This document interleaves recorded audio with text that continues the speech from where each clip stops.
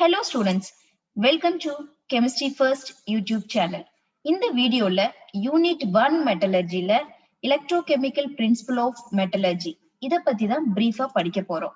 So, electrochemical principle க்கு போறதுக்கு முன்னாடி let us refresh with thermodynamic principle. So, thermodynamic principle நம்ம என்ன பார்த்தோம்?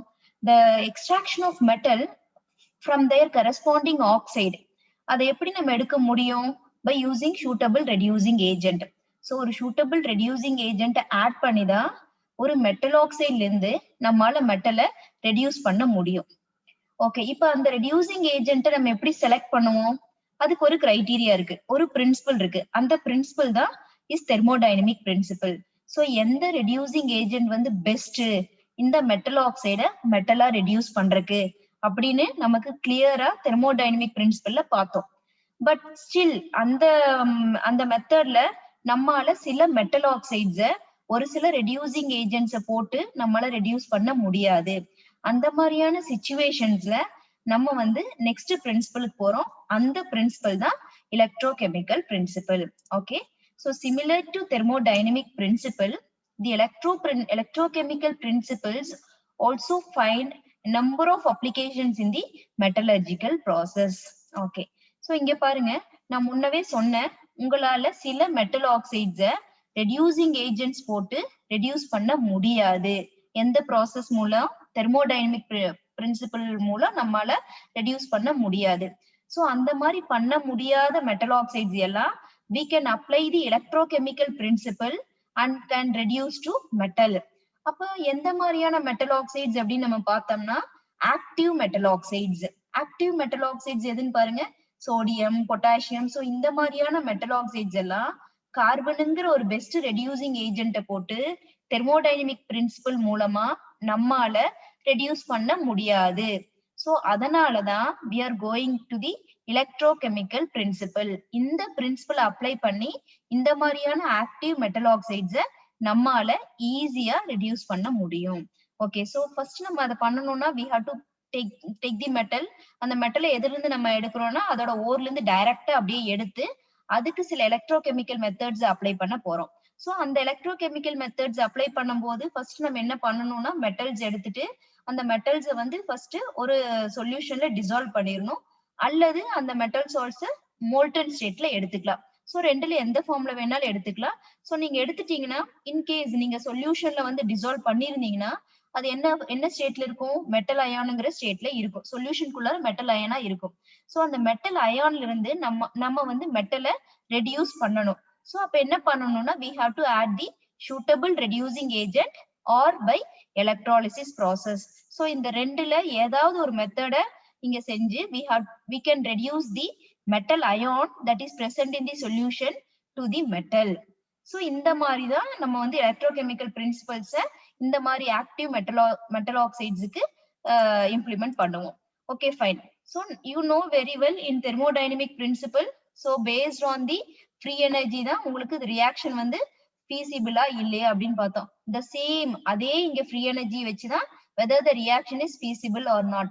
சோ எல்லா இடத்துலயும் the delta G naught should be negative. அப்படி இருந்தா மாத்திரம்தான் the reaction is feasible. So இங்க பாருங்க delta G naught is equal to minus NFE. இப்ப இங்க பாருங்க N is nothing but number of electrons involved in the reduction process. ஒரு reduction process நடக்கும்போது எலக்ட்ரான்ஸ் வந்து என்ன ஆகும்னா எடுத்திருக்கும்.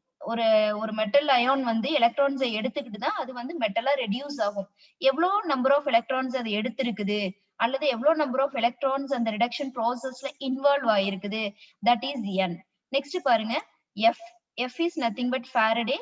It is 96,500 coulomb. Next E பாருங்க, E is EMF of the cell. இங்க it is represented as standard EMF of the cell. இப்ப இங்க பாருங்க, N வந்து கண்டிப்பா number of electrons will be positive. F is a constant value 96,500 coulomb. That is a positive value.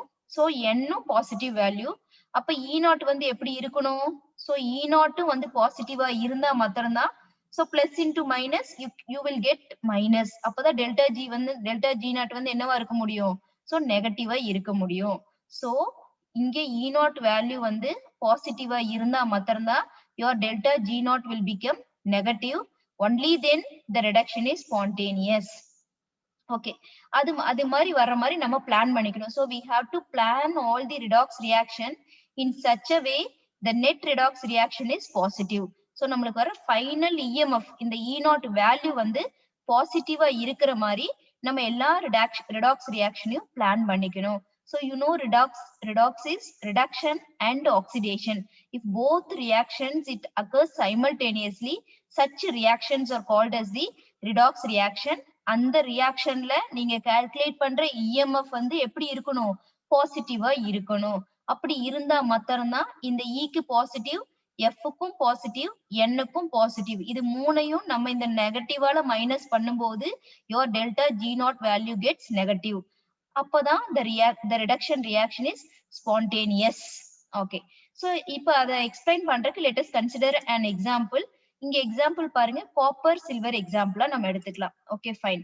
So இந்த ரெண்டு மெட்டல்லையும் பாத்தீங்கன்னா copper is more reactive compared to that of silver. இப்ப சில்வர் பாருங்க லெஸ் ரியாக்டிவா இருக்குது. இப்ப என்ன பண்றீங்கன்னா இந்த மோர் ரியாக்டிவா இருக்கிற காப்பரை வந்து லெஸ் ரியாக்டிவா இருக்கிற சில்வர் அயான் சொல்யூஷனுக்குள்ளார பாஸ் பண்றீங்க. So you have taken copper. So இந்த எக்ஸாம்பிள்ல பாத்தீங்கன்னா your copper is more reactive and silver is less reactive. So you have taken the silver ions and you are adding எது more reactive இருக்குதோ அந்த அததான் நீங்க வந்து இந்த less reactive குள்ள ஆட் பண்ணுவீங்க.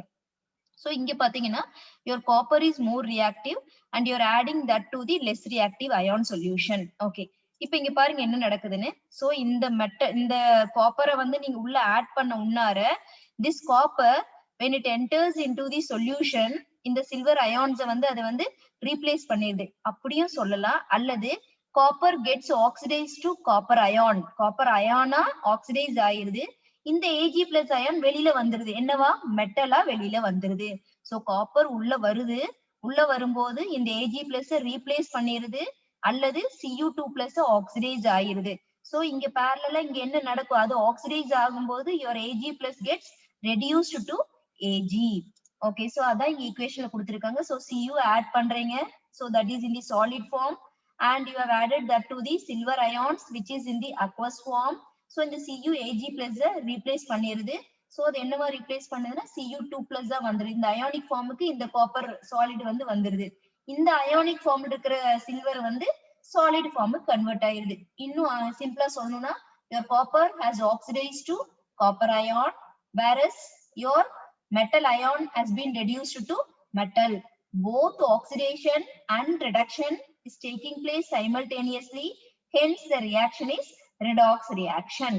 So இதான் நீங்க இதுல இன்ஃபர் பண்ணிக்க வேண்டிய ஒரு விஷயம். So இங்க பாருங்க more reactive copper when it enters into the solution as copper ion, so as copper ions இங்க போனும்னா என்னவாயிரும், copper ions ah மாறிரும் and this silver ion gets reduced to silver metal. So இதே மாதிரி இன்னொரு எக்ஸாம்பிள் பார்க்கலாம்.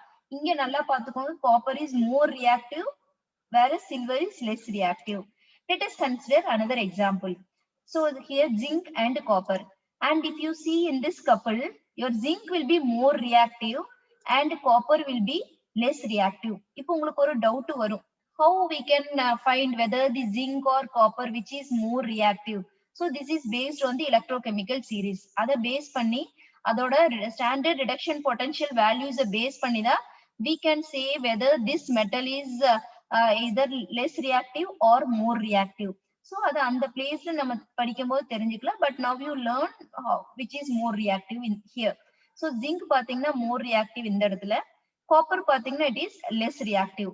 இப்ப நம்ம more reactive இருக்கிறதா we have to add to your less. இப்ப பாருங்க less reactive solution formல இருக்கு and more reactive will be added to this less reactive solutions. அப்ப நீங்களே சொல்லலாம். So இப்ப என்ன ஈக்குவேஷன் வரும், so zinc வந்து இந்த அயானை ரீப்ளேஸ் பண்ணும். அப்ப ரீப்ளேஸ் பண்ணும்போது இது என்ன அயானா மாறும், zinc அயானா மாறும். அப்ப இந்த காப்பர் அயான் வெளியில வந்துரும். எப்படி வெளியில வரும், copper ion gets reduced to copper.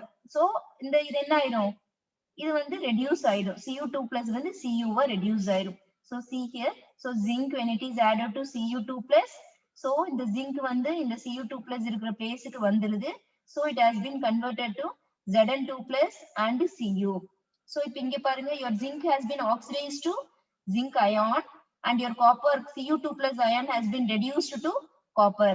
So both oxidation and reduction occurs simultaneously. Hence this reaction is your redox reaction. So இங்க அதே explanation தான் கொடுத்திருக்கேன். When more active zinc enters into the solution and it forms as zinc ions, and the copper ions present in the solution gets reduced to copper. So இப்ப என்ன ஆயிடுச்சுன்னா நம்மளுக்கு இந்த redox reactionல நம்மளால ஈஸியா கண்டுபிடிக்க முடியும். So எந்தெந்த மாதிரியான ions வந்து more reactives, எந்த ion வந்து less reactive, so எந்த ion வந்து எந்த ion displace பண்ணுது. So இதையெல்லாம் வந்து நம்மளால ஈஸியா தெரிஞ்சுக்க முடியும். இதை வச்சுட்டு நம்ம ஒரு மெட்டல் ஆக்சைட எந்த ரெடியூசிங் ஏஜென்ட் யூஸ் பண்ணா நம்மால மெட்டலா ரெடியூஸ் பண்ண முடியும் அப்படிங்கிற ஐடியாவை we can get it from this electrochemical principle of metallurgy. Okay, இதுக்கு ரிலேட்டடான ரிவ்யூ கொஸ்டின்ஸ் பார்த்தோம்னா ஒன் மார்க் கொஸ்டின் பாருங்க. The reduction of oxides of active metals such as sodium, potassium by carbon is a என்ன பிரின்சிபலை base பண்ணி நம்மால இதை பண்ண முடியும் active metals. So just now we have studied it is electrochemical principle. Next question பாருங்க. In the electrochemical principle of metallurgy, the metal ions are taken in the என்ன ஃபார்ம்ல நம்ம எடுத்தோம், either in the solution form or in the fused state. இங்க 2 mark பாருங்க. If E0 value is positive, whether the reaction is spontaneous or not, justify. So இதுக்கு நம்ம explanation கொடுக்கணும். Next 5 marks பாருங்க. Explain electrochemical principle of metallurgy with suitable reactive metals. So இதை base பண்ணி you have to write the equations and explain clearly. Okay, so இந்த video உங்களுக்கு பிடிச்சிருந்ததுன்னா like பண்ணுங்க, ஷேர் பண்ணுங்க and subscribe to Chemistry First YouTube channel. Thank you and see you all in the next video.